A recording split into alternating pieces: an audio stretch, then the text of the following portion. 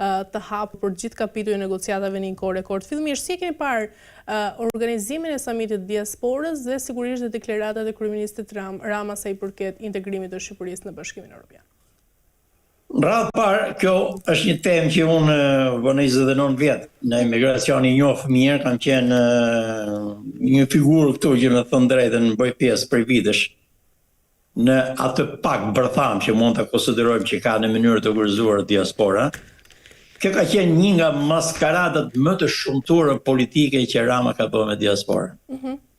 Ai ka bë edhe me 11 maj, ne kemi të regjistruar njerëzit që kanë ardhur nga Shqipëria me çanta lekësh, me kapilare patronazhiste, shpash në të drejtën dhe në moralin dhe në praktikën e tij të njohur tash publikisht. Por kjo që bëni me diasporën në Tiranë ishte tamam një maskaradë. Pse e them? Askush, as unë që po flas me ju, nuk ka të drejtë juridike dhe ligjore të flasin në emër të diasporës. Të flasësh në emër të diasporës do të jesh rezultat i disa zgjedhje demokratike në mënyrë strukturale të diasporës. Sot diaspora është shumë heterogene, shumë e shpërndar, shumë e paorganizuar. Pjesën më të madhe kemi në Greqi, në Itali, një pjesë tjetër në Shtetet e Bashkuara të Amerikës, jo pak pastaj në vendet tjera të Evropës, si Gjermania, Franca dhe shtetet tjera. Por, më të organizuar ka qenë diaspora Amerikës me shoqatën Vatra që ka pas 70 vjetë që funksiononte. E them me keqardhje që Partia Socialiste e shkatërroi këtë organizim të diasporës, duke qenë sigurim se është shteti atje, edhe unë kam njerëzit e mi në këtë shoqatë të diasporës, ato janë zënë dhe me grushta shturp ta themi, dhe nuk guxojnë mlidhen më, ai ka shkatërruar tërësisht. Kjo është dashuria që ka Partia Socialiste për diasporën. Kjo është vepra e Partisë Socialiste. Kjo që bëni ishte tamam një maskaradë, edhe kjo që bëni tregon dhe një gjë shumë të dobishme nga mënyra se si ne duhet ta lexojmë. Ato që thirrri ishin njerëzit e përzgjedhur nga patronazhistët e Partisë Socialiste, por unë duhet t'i falenderoj nga distanca ato të ftuar që ishin aty që reaguan në të farë mënyrë që kishin atë raport me të vërtetën. Në veçanti atë zonjë nga Bologna, Eva Baçi, nuk e marr mend se si e kishte ajo. Ajo tha një të vërtetë që i doli nga shpirti.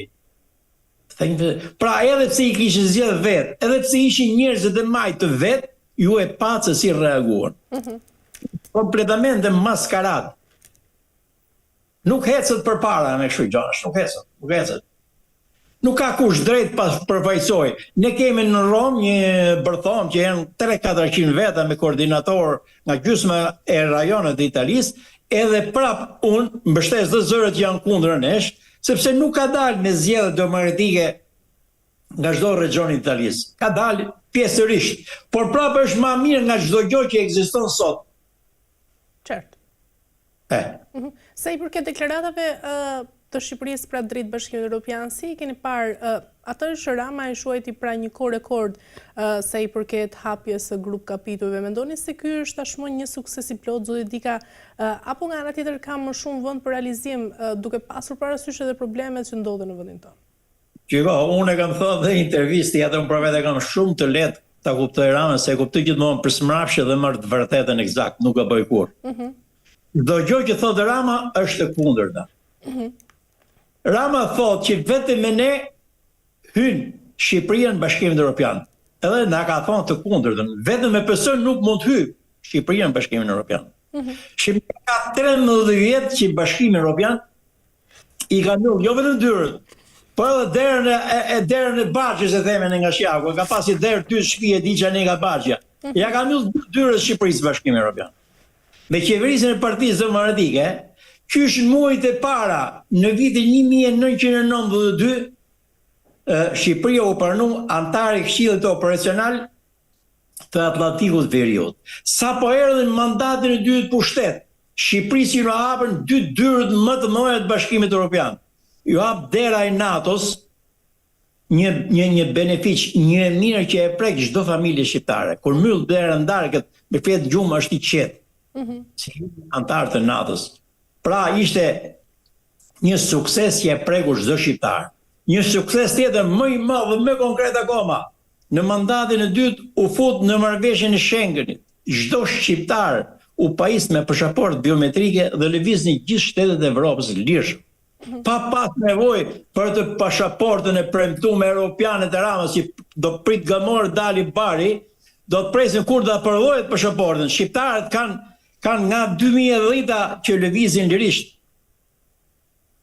në për Evropë. Nuk ka nevojë për atë pasaportën. Edhe kjo është një trillim i madh, një mashtrim i madh që shqiptarët duhet ta dinë. Nuk ka nevojë shqiptarët pasaportë europiane, lëvizin gjithë Evropën lirshëm. Kjo është pasaportë.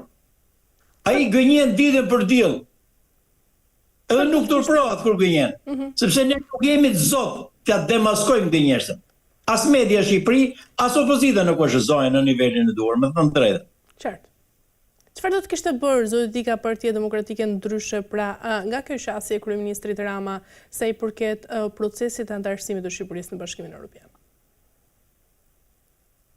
Partia Demokratike me gjithë pekatet e gjunafet e saj, ka bërë maksimumin duke e demasku gjithë hipokrizin, gjithë propagandët, gjithë korrupsionin e kësaj qeverie. Evropa nuk është një fëmijë që ne mund ta mashtrojmë. Evropa e di mirë, sepse veç diplomatëve që kanë në Tiranë, që me thënë drejtën, shifet me dyshim punë atyre, se është më lehtë, janë prani fizikë, është më lehtë ti manipulosh. Ato kanë dhe shërbim inteligjente që morën informacion nga Shqipëria. Me këto barometra që ka Shqipëria, që shqiptarët i njohin hera herës vetëm kur i bën fatkeqësi, por nuk kanë kapacitet të dinë mirë. Shqipëria është jashtë standardit në gjithë aspektet që ka një qeveri si detyrë për të bërë. Shqipëria do 20 vjet punoj të arrijë standardet e Maqedonisë Veriut dhe të Kosovës, jo të Evropës. Edi Rama ka shku mrapsh me këtë qeveri, se nuk ka shku para. Sa i ndjejnë, zoti Dika, qytetarët këto arritje që flet vetë kryeministri Rama pra në jetën e përditshme, ju jetoni në Itali, por nga sa keni diskutime me miqtë tuaj në Shqipëri? Por nuk ka nevojë shqiptarët më dëgjojnë as mu, as Ramën, as juve, as gazetarët e tjerë. Shqiptarët fusin dorën ke portofoli dhe shohin sa e vërtet është mirëqenia e tyre. Gjojmë ashtu deputetësh militant ke PS-ja tip Zegjinesh, o rrit prodhimi mrenshëm, o rrit prodhimi jashtëm, o rrit kaq miliard LGBT-ja. Një pensionist nuk e di çdo më thonë LGBT. Pensionisti di sa lek merr pension, sa ju ka shtu pensioni. U bë buje më për shtesën e pensionit, 2 mjesë aty ke bar Taiwanin Tiranë, ju shtun mujt. Sa më shku marr 2 mjesë, një briosh dhe një kafe. Ta janë ngritje qesharake, përballë inflacionit që është sot në Shqipëri, janë ngritje qesharake. Kështu që bie poshtë çdo propagandë. 1 gram fakt është sa i ton propagandë. Ka faktin që qytetarë në xhep, ka portfolin, ka çmimet, shko merr shëmbo pazarin dhe kupto vetë.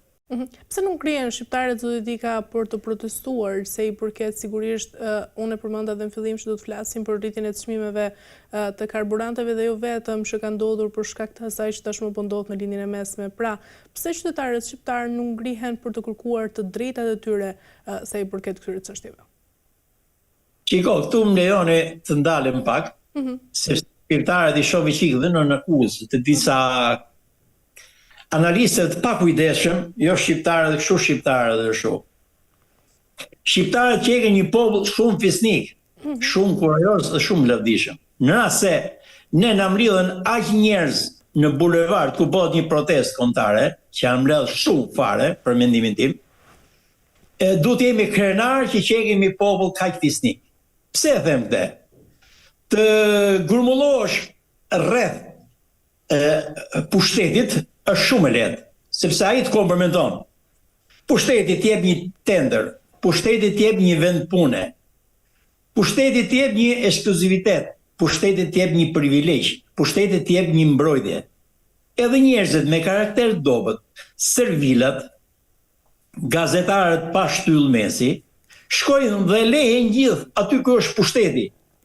Gazetar ku duhet ju fuz dhe ju që i jepni hapësirë fjalës lirë, në ato pak portale, në ato pak televizione që janë ngel pa kapur, janë pak, por ama ato janë shumë fisnik. të shkosh mas Partisë Demokratike si mbështetës së thjeshtë, të përballësh me ato botët e ujit që i hedhë Rama në kokë, me ato bomblet e gazit, do të jesh njëri shumë fisnik se kanë 13 vjet nuk fitojnë asnjë gjë. Jem pa punë, jem pa bukë, jem pa shpresë. Përsëri shpresojnë, përsëri protestojnë, përsëri shkojnë mas opozitës. Si mund themi që shqiptarët nuk protestojnë? To janë heroj. Protestojnë edhe shumë. Çdo kohë jam dakord me këtë që thoni, por çfarë kanë përfituar shqiptarët nga gjitha këto protesta që janë organizuar? Të mos harrojmë që kemi edhe një protestë. Kanë përfituar shumë, nuk duhet jemi kaq